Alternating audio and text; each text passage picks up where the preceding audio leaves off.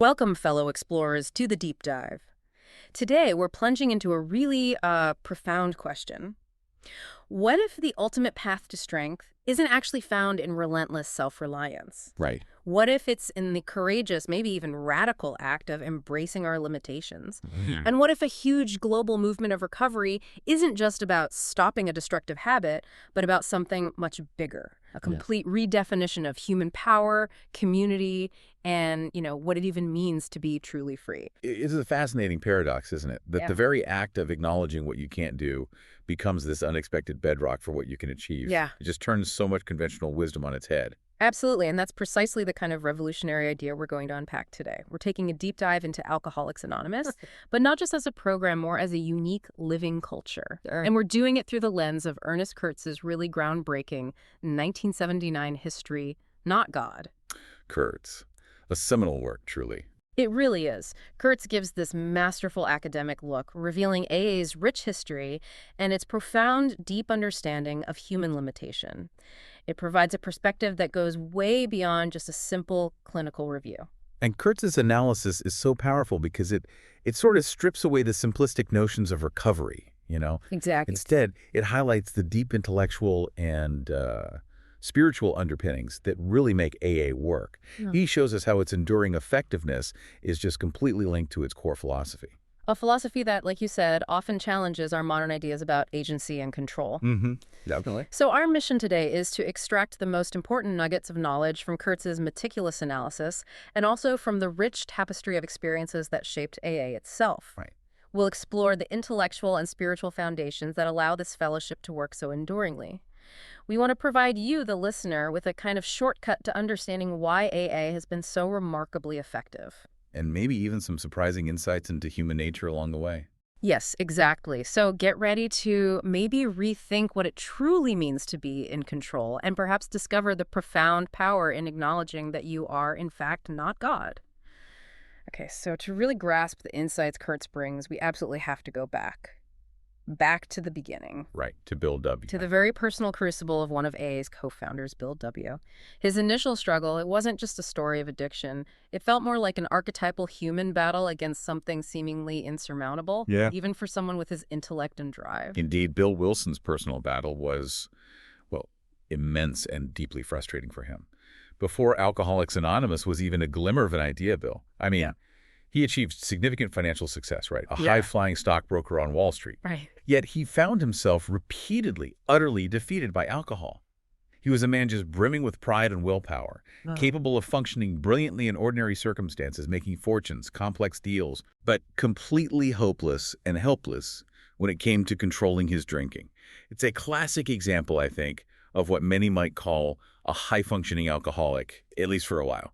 That's a critical distinction, isn't it? It wasn't a lack of intelligence or ambition or sheer force of will. Not at all. That final discharge slip from Towns Hospital in 1934, it just paints such a vivid picture of his despair. A stark medical declaration, basically, saying he couldn't stop. Yeah, total defeat. And Bill initially clung to this belief that self-knowledge was his salvation, right? That if he just understood the roots of his problem, he could conquer it with his intellect. Which makes sense for a smart guy. But, as he later powerfully put it, many problems, and certainly his alcoholism, will not yield to a headlong assault powered only by the individual's will.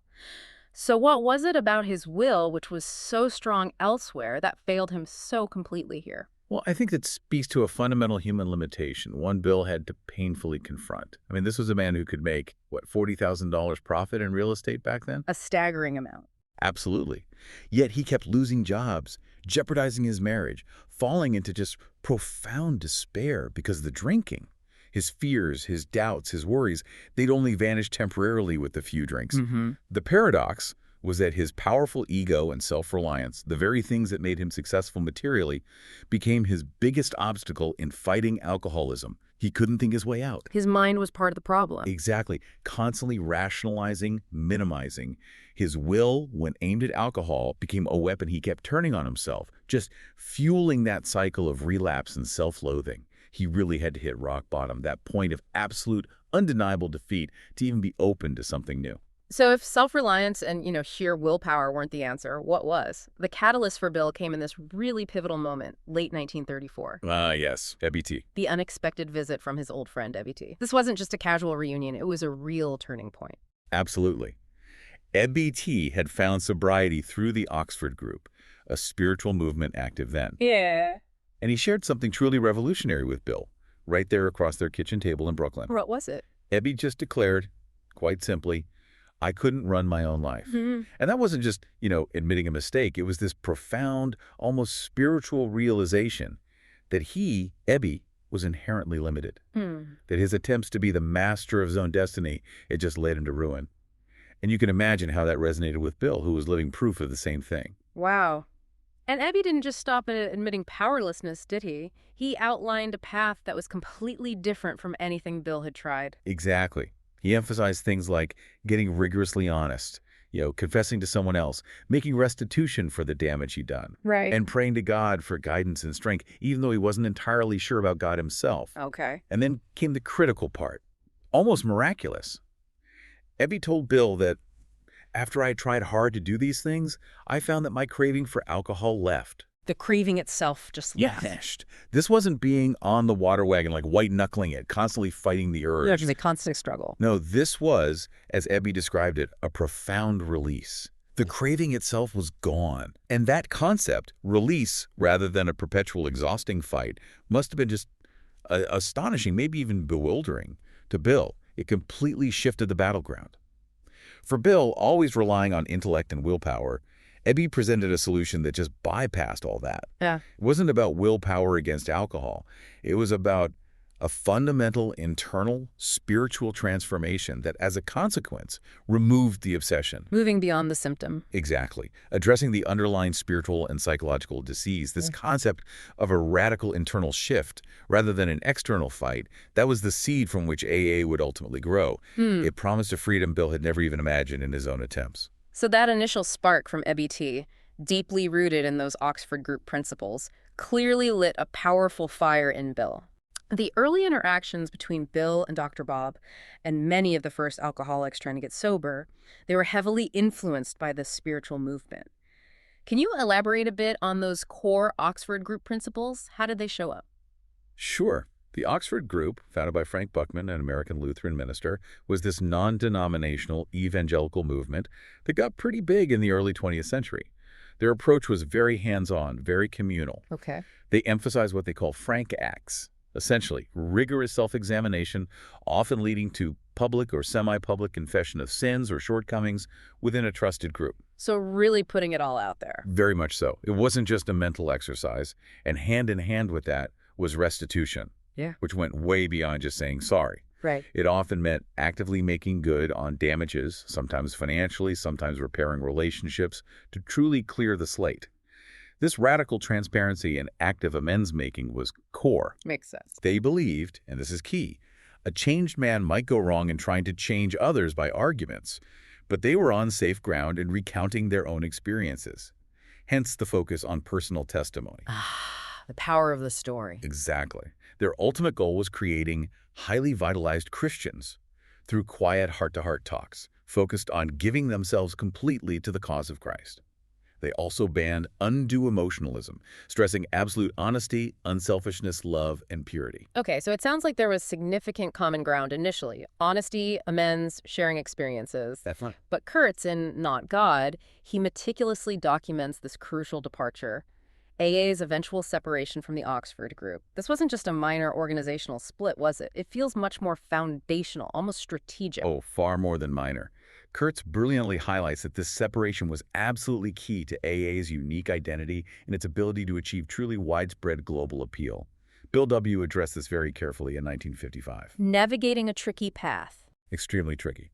He needed to acknowledge the Oxford Group's undeniable contribution, especially figures like Reverend Dr. Samuel Shoemaker, who was huge in Bill's own awakening. Right. Give credit where it's due. But at the same time, Bill keenly understood the need to emphasize AA's distinct independent identity.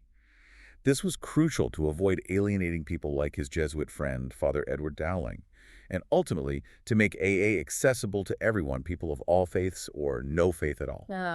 Inclusivity. That's the key insight.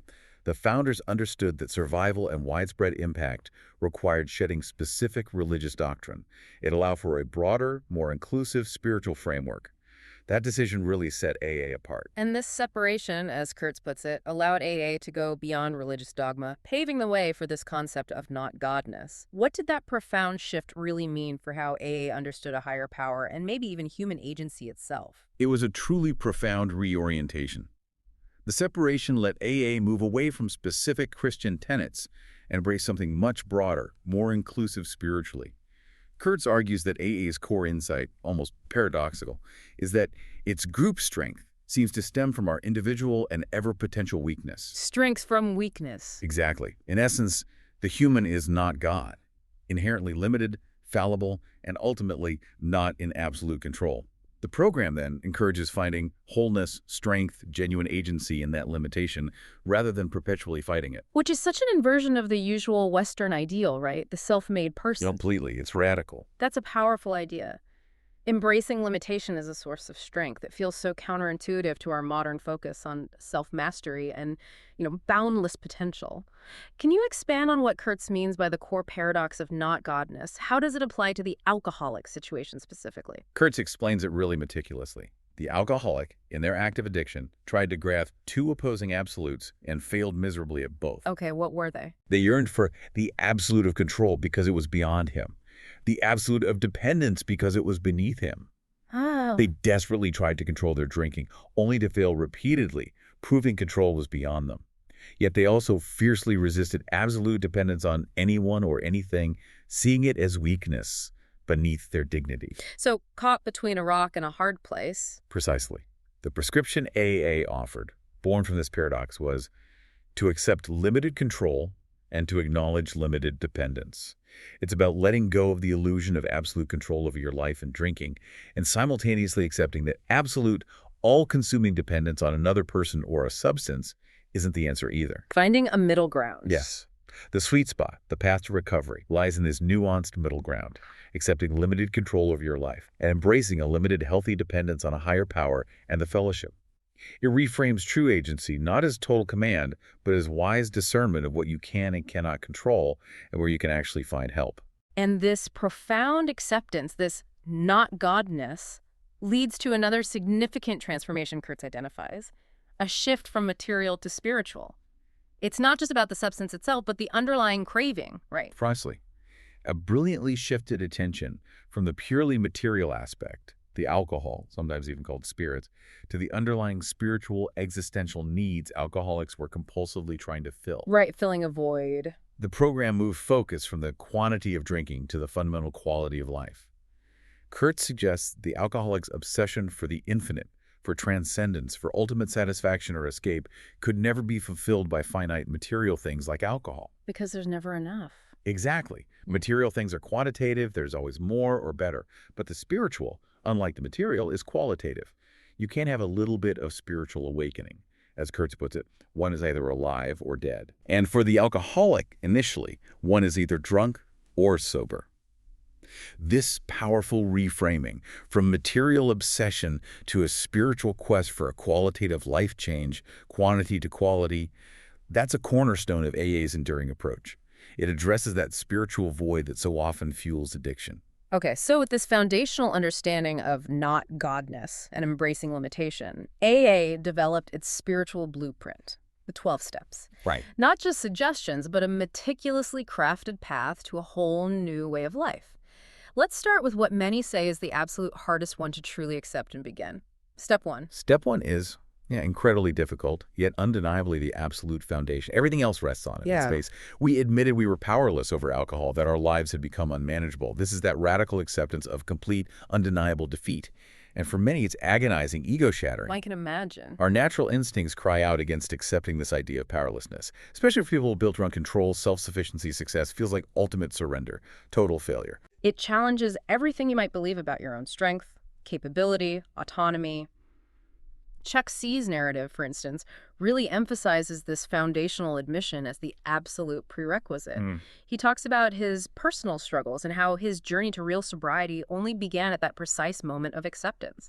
He had to stop fighting the reality, stop trying to manage the unmanageable. You have to lay down the weapons. Exactly. And it's not just a single feeling. In A Woman's Way Through the 12 Steps, women describe experiencing this whole spectrum with step 1, doubt, confusion, overwhelming fear, but also surprising relief, even joy, and profound sadness. Wow, quite a mix. But it's this very admission, this acceptance of powerlessness that paradoxically allows them to start making genuine choices, giving up the willfulness driven by fear and ego to discover a fuller, more authentic self. So it's acknowledging you can't make progress until you accept the reality of the problem. You're powerless, life's unmanageable, no bypassing that. None at all. And Bill W. himself put it so powerfully.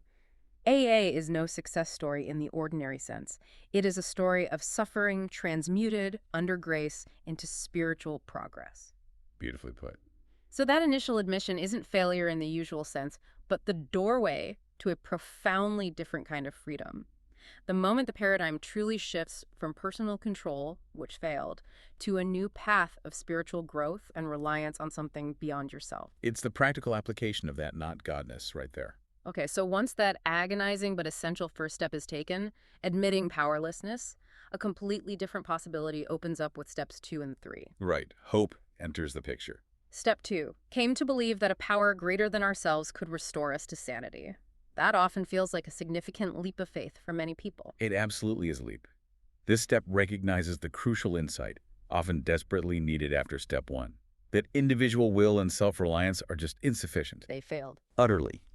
It offers that glimmer of hope where self-will left you defeated. And for many newcomers, this power greater than ourselves isn't immediately clear. It doesn't need to be defined by a specific religious dogma. That's important. Very. It's often a growing, evolving faith, inspired by just witnessing the real recovery experiences of others at meetings.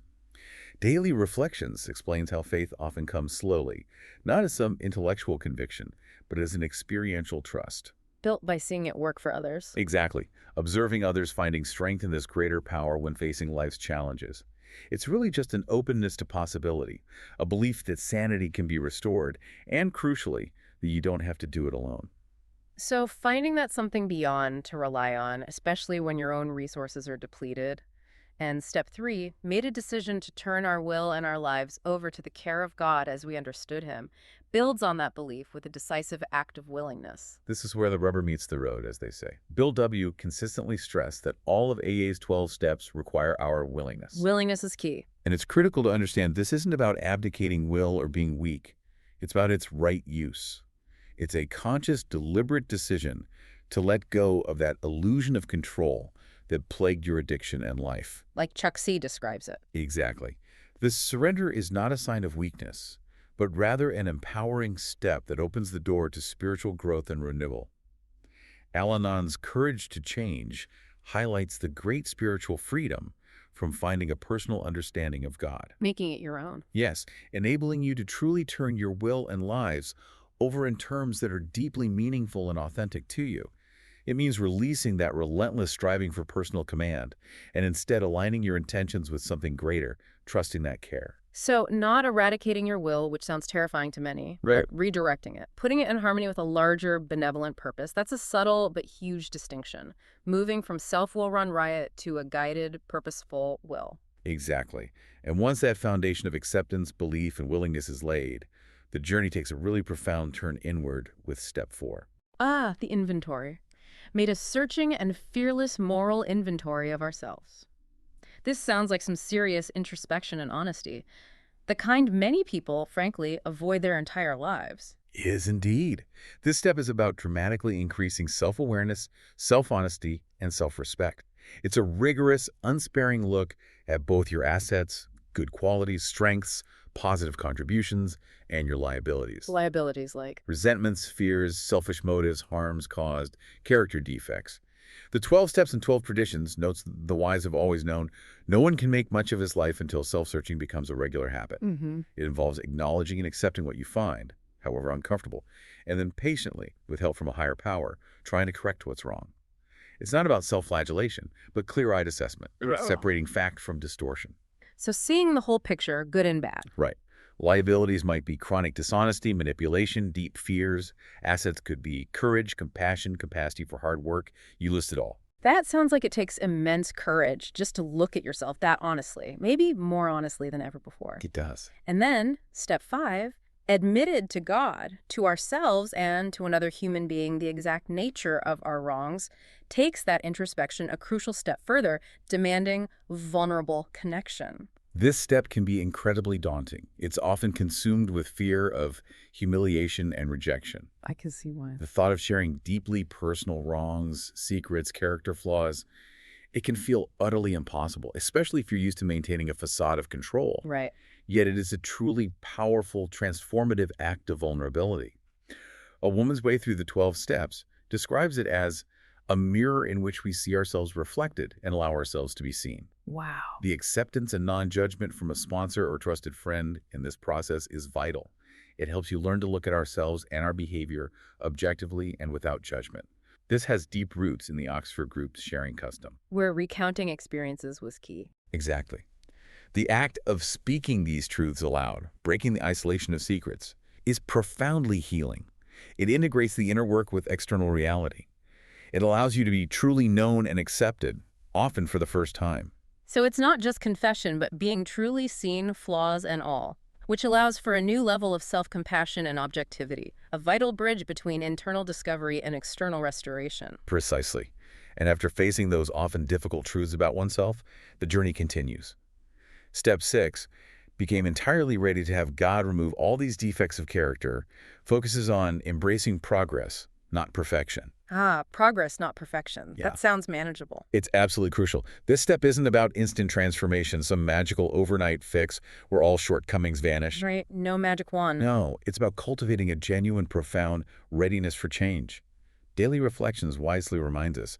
So some of my character defects may be with me for the rest of my life, but most have been toned down or eliminated through consistent effort. The goal here is spiritual progress, not some unattainable static state of flawlessness.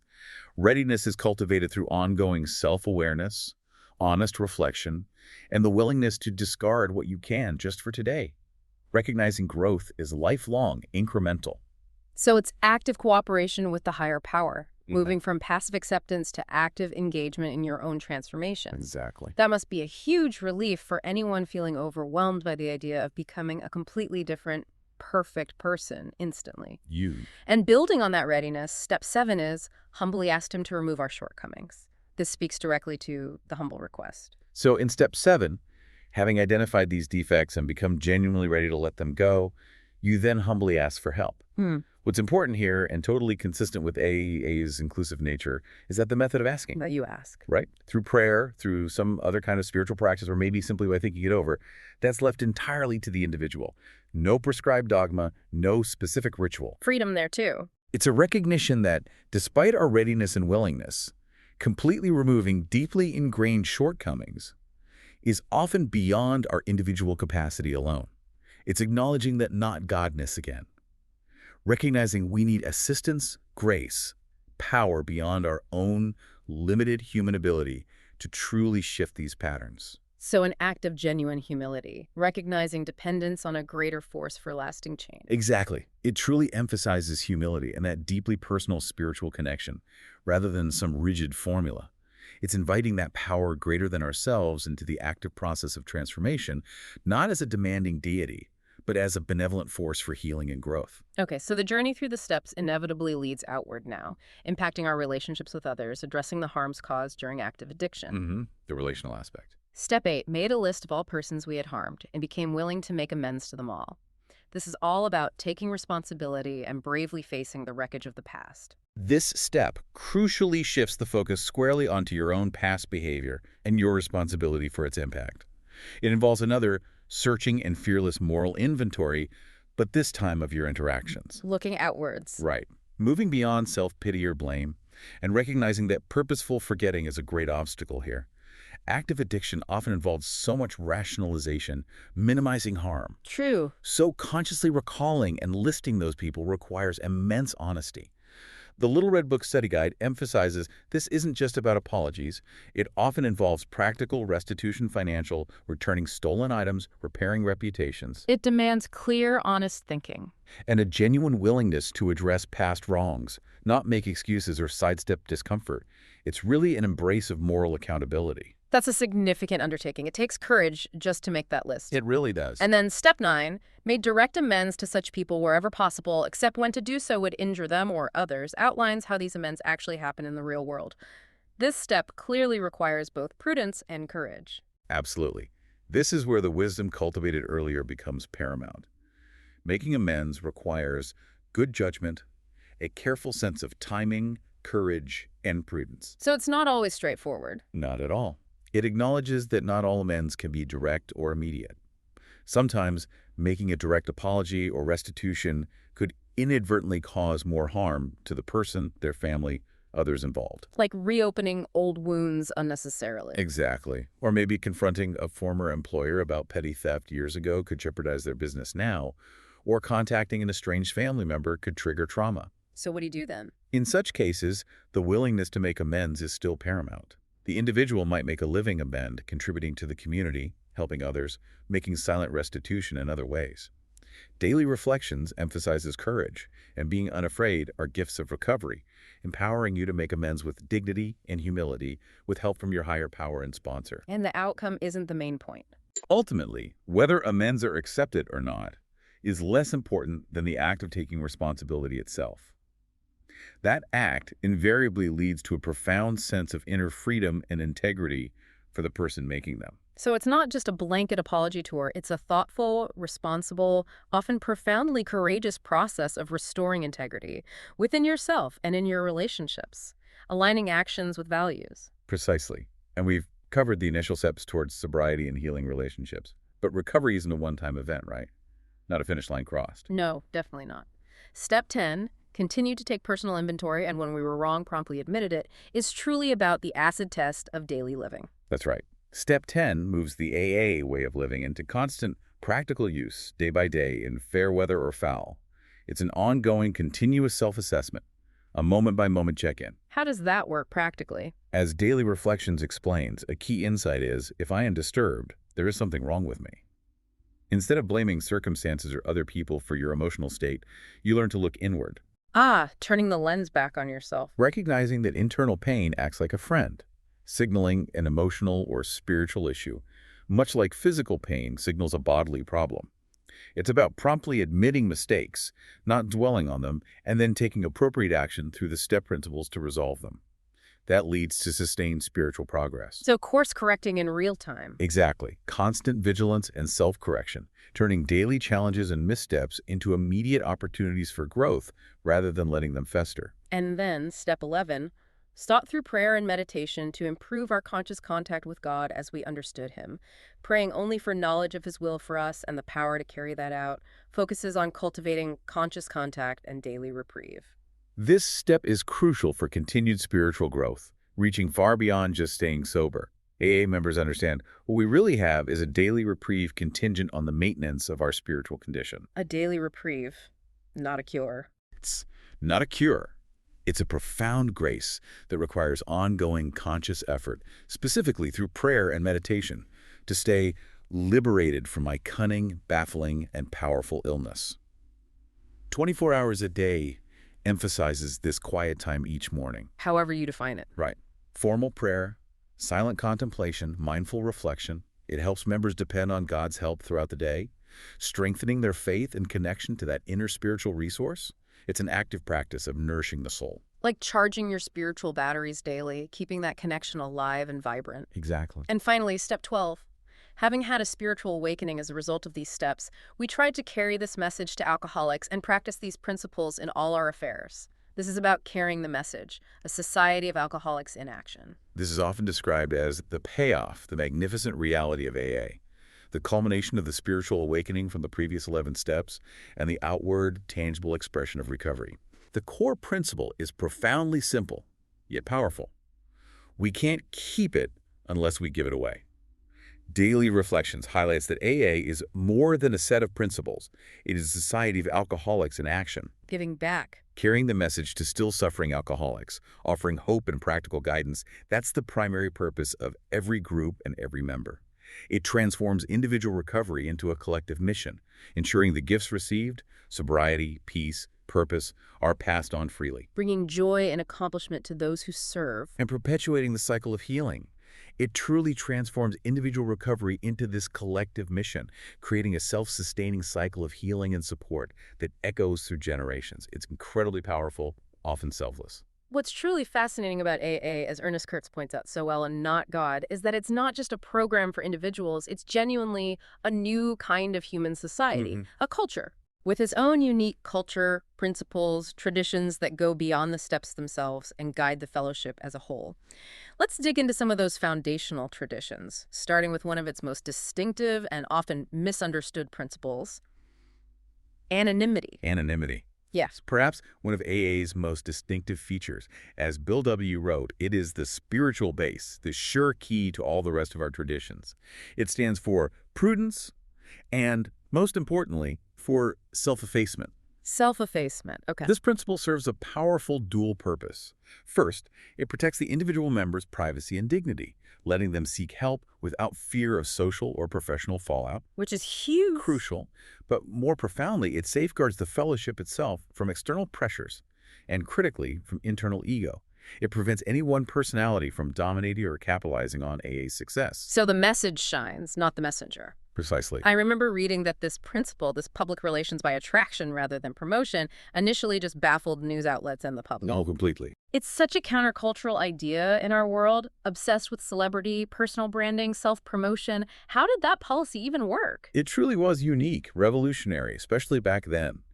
The language of the heart recounts how the press, used to sensational headlines and heroes, found it rare in the world, a society which said it wished to publicize its principles and its work, but not its individual members. That must have been confusing for them. Totally. This insistence on personal anonymity at the level of press, radio, and films meant prominent members would never reveal full names or faces to the media connected with AA. Initially, news outlets were puzzled, but this policy ultimately earned AA immense respect and goodwill. Why? It showed an integrity, a focus on purpose that was highly unusual. It became a priceless asset. It ensured the recovery message remained primary, not the fleeting fame or personal glory of those delivering it, which can so easily distract. So it's a deliberate, almost radical guard against no personal glorification, specifically designed to protect the integrity of the message and the movement. Exactly. Anonymity is a constant reminder that principles come before personal interest. It acts as a powerful deterrent against that power-driven ego and personal ambition, which could otherwise derail the fellowship's true, selfless purpose. And those egos were present early on. Oh, yes. Kurtz notes the early days weren't without their share of power-driven ego and noisy anarchy.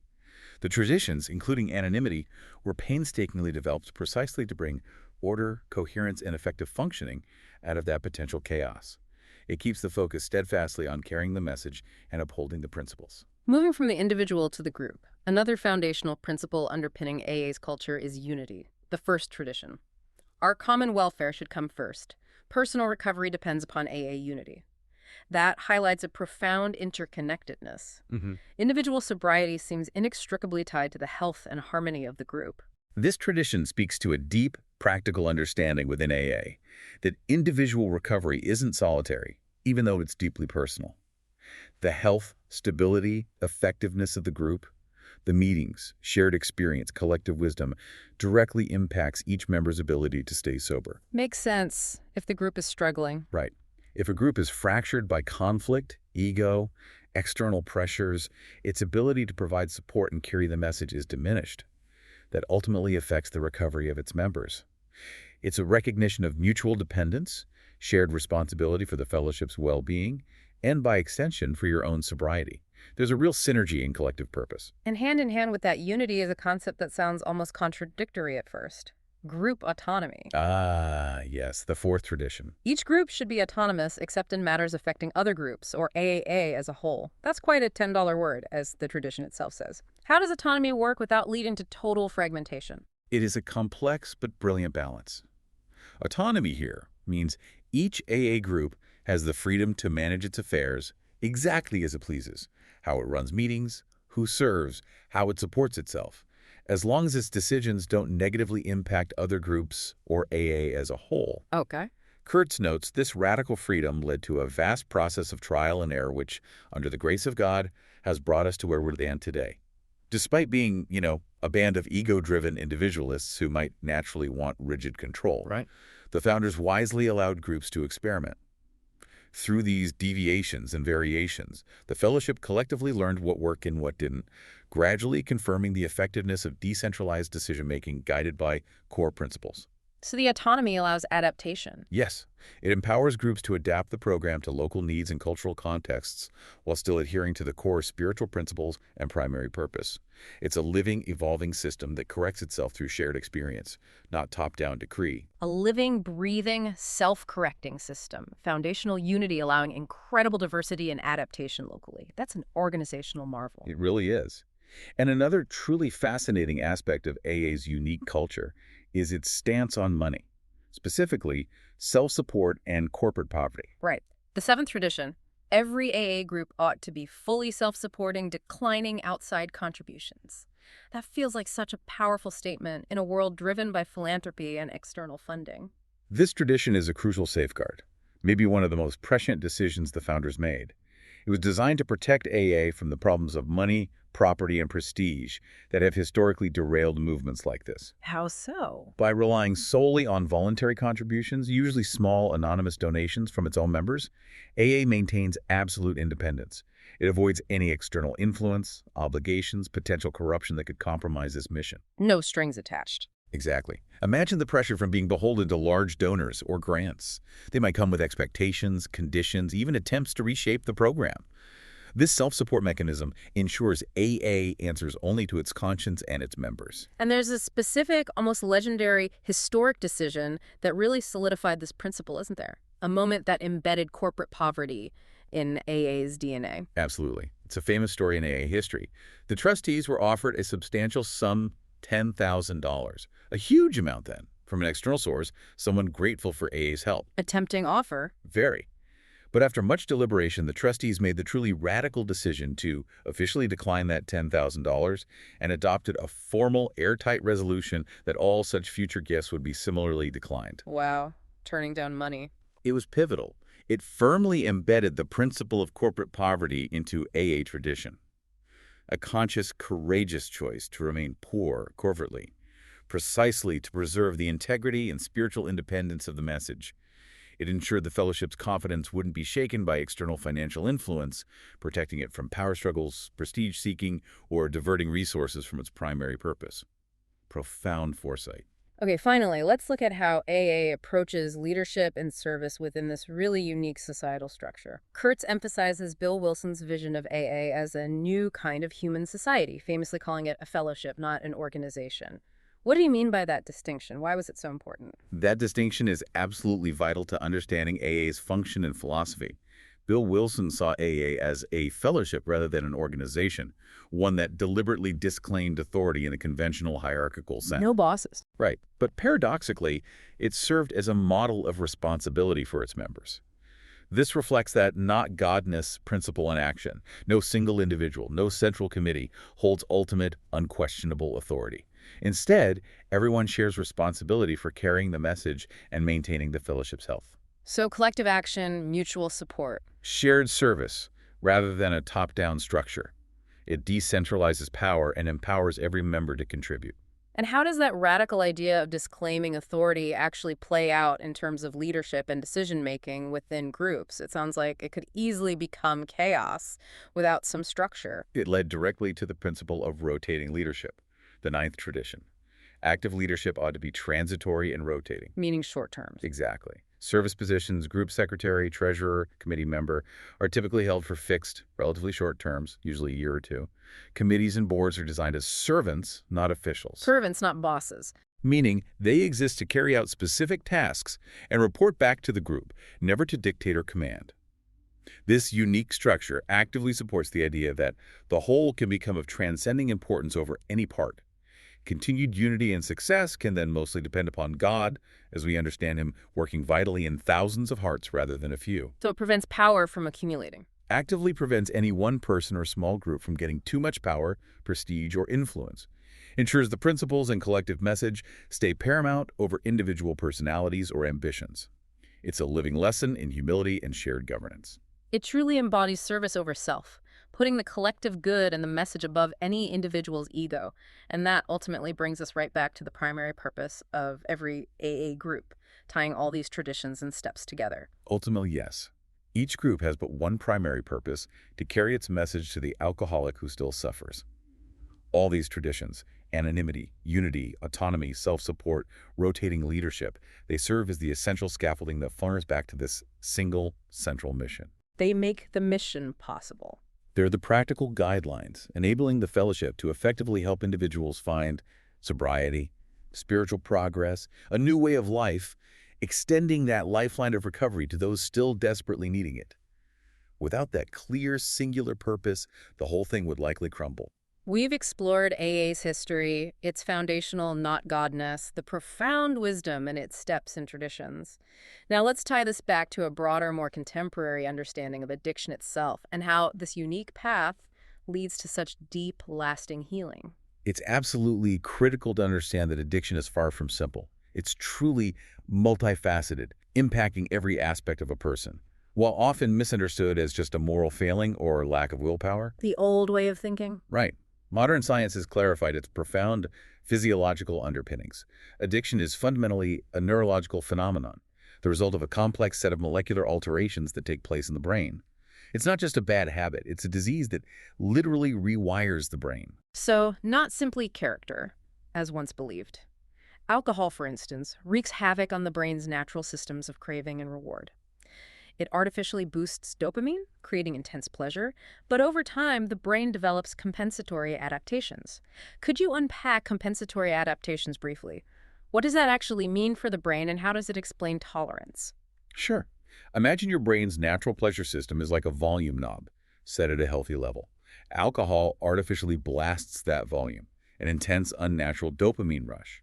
Your brain, trying to maintain balance and protect itself from overstimulation, effectively turns down its own internal volume control. Trying to compensate. Exactly. Those are the compensatory adaptations. So when the alcohol wears off, your natural pleasure system is essentially muted, operating at a much lower volume.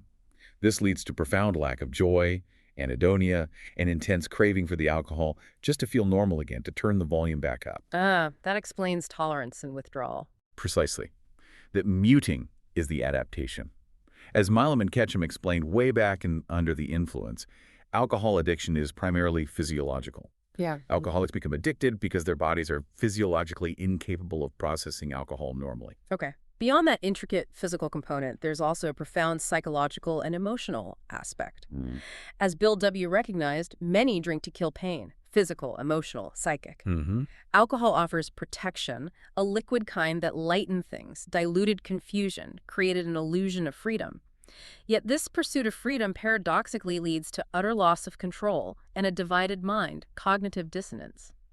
How does AA's approach address that internal conflict, that divided mind, knowing it's destructive but still craving escape? That divided mind, cognitive dissonance, it's incredibly powerful. That internal war, wanting to stop, wanting to continue, knowing the harm, unable to resist. Alcohol creates this illusion of freedom, but only leads to deeper entrapment. AA's approach, through the steps, addresses this dissonance, not by just suppressing the craving, but by changing the relationship to it. Steps 1, 2, 3 are crucial.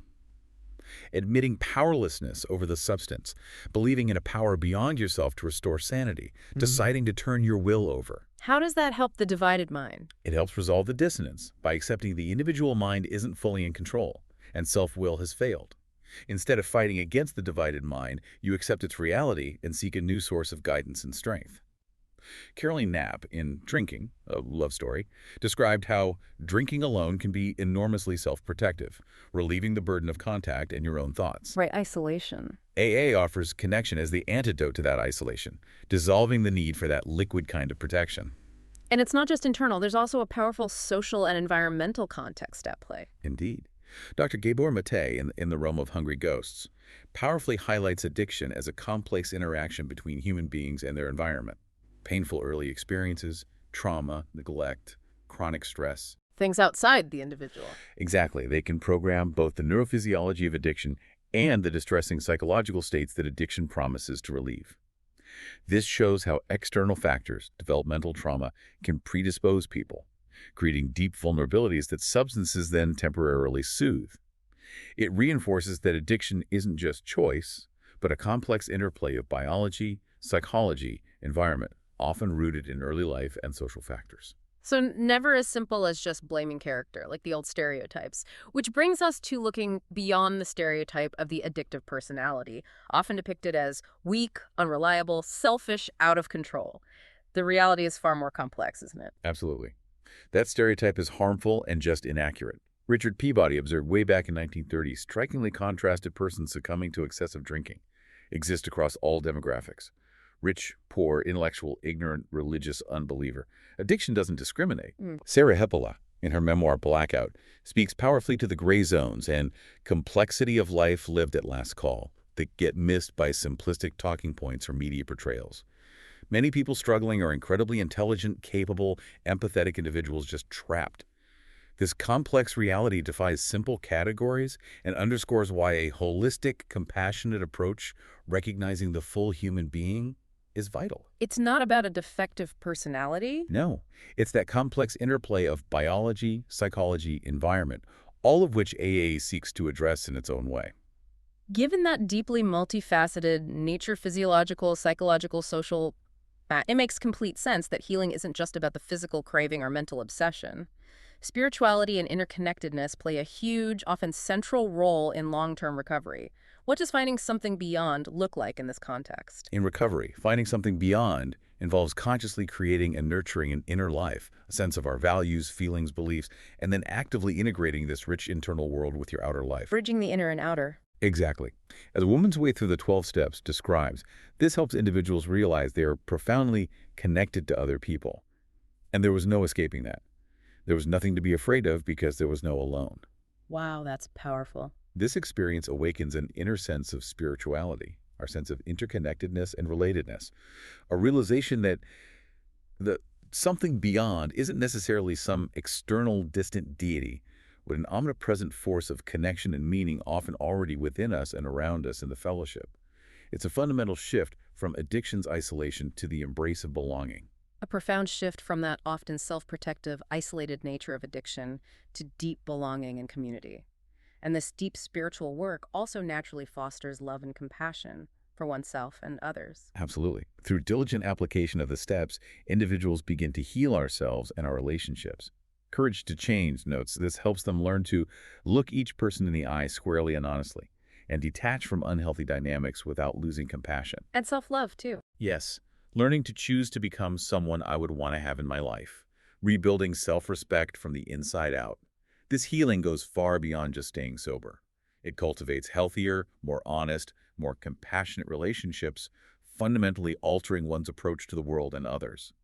It's becoming fully human again. And Annie Grace, in this Naked Mind, she really captures the power of truth that comes from this spiritual connection, especially contrasted with alcohol's false promises. Her words are incredibly insightful. She says, "Connecting to my spirit has shown a beam of truth on my personal booze story, namely that alcoholic spirits have been a second-rate stand-in for the joy, inspiration, confidence, connection, and overall sense of aliveness that I now know I am perfectly equipped and cosmically designed to generate for myself." That's quite a realization. It underscores that the spiritual path in recovery isn't just an alternative to alcohol, but a fundamentally superior, authentic, enduring source of fulfillment. It exposes addiction as a cunning mimicry, a pale imitation of the genuine joy and connection you're inherently capable of generating from within, discovering your authentic inner resources. It's abundantly clear this journey isn't a quick fix, a magic transformation, a one-time event. AI members often speak of recovery as continuous growth, not a cure, emphasizing its ongoing nature. Exactly. A core bedrock understanding in AA is that members have not been cured of alcoholism. Instead, what we really have is a daily reprieve contingent on the maintenance of our spiritual condition. So sustained sobriety isn't permanent, achieved once and for all. No, It's an ongoing process, requiring continuous spiritual engagement and diligent application of the principles, not just past efforts. It highlights the chronic, progressive nature of the illness, the daily commitment required to keep it at bay. It reinforces that idea that you're always in recovery. And that leads directly to the powerful idea of progress, not perfection, which seems like a huge relief for so many. Absolutely. Recovery is profoundly understood as a healthy way of life, a journey of spiritual progress. As the language of the heart states, we have to grow or else deteriorate. For us, the status quo can only be for today, never for tomorrow. Keep moving forward. This perspective embraces the idea that character defects, identified in the inventory, might not be eliminated entirely, but can certainly be toned down or eliminated over time with consistent effort. The focus is always on forward movement, development, improvement, not attaining some absolute flawless state, striving for betterment, not idealization. Which brings us to that beautiful piece of ancient wisdom, often summarized as the Serenity Prayer, guiding people in this continuous journey, adjusting the sail. This profound wisdom is truly encapsulated in the Serenity Prayer. God grant us the serenity to accept the things we cannot change, courage to change the things we can, and wisdom to know the difference. Such simple, powerful words. They provide an invaluable guide for daily living, helping individuals discern between what they have power to influence and what they must simply accept with grace. This distinction is crucial for inner peace, reducing internal conflict, ensuring continued spiritual growth.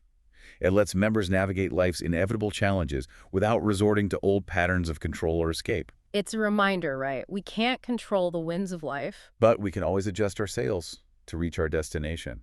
You know, that idea of adjusting the sail, it resonates far beyond recovery, doesn't it? Oh, absolutely. I think we all face situations where we confuse what we can change with what we simply must accept. It's a fundamental human challenge. It truly is a powerful tool for anyone seeking a more peaceful and purposeful life. What an incredible journey we've taken today. We've dug deep into Ernest Kurtz's seminal work, Not God, and really seen how Alcoholics Anonymous is so much more than just a program for stopping drinking. Yeah, it's a whole cultural phenomenon. A profound cultural movement, deeply rooted in a sophisticated, often counterintuitive understanding of human nature.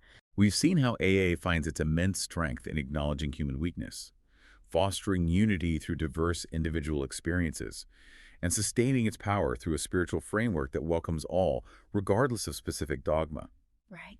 That concept of not godness, embracing our inherent limitations, letting go of the illusion of absolute control, it really emerges as this powerful intellectual and spiritual underpinning, turning what seems like a disadvantage into an ultimate enduring strength. It's a system built on humility, shared experience, collective responsibility, echoing Bill W.'s powerful paradox.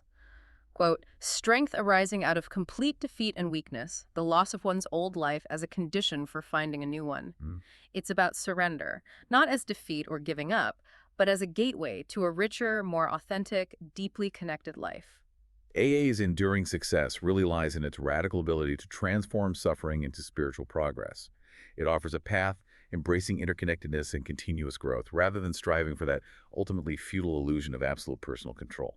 It's a testament to the power of human connection and spiritual awakening. So as we wrap up this deep dive, I want to leave you, our listeners, with a provocative thought. What illusions of control might you be clinging to in your own life? Good question. How might embracing just a bit more not godness, that acceptance of personal limitations, the profound wisdom found in interdependence with others and maybe a greater purpose, how might that open up new possibilities for growth, connection, peace, regardless of your personal journey? Yeah. This exploration of AA's cultural and spiritual depth really invites us all to consider the power of surrender, not as defeat, but maybe as giving into a more expansive, liberated way of living. A truly powerful thought to ponder as we all navigate our own paths. Thank you for joining us on this insightful exploration. Until next time, keep digging deeper into what truly makes us human.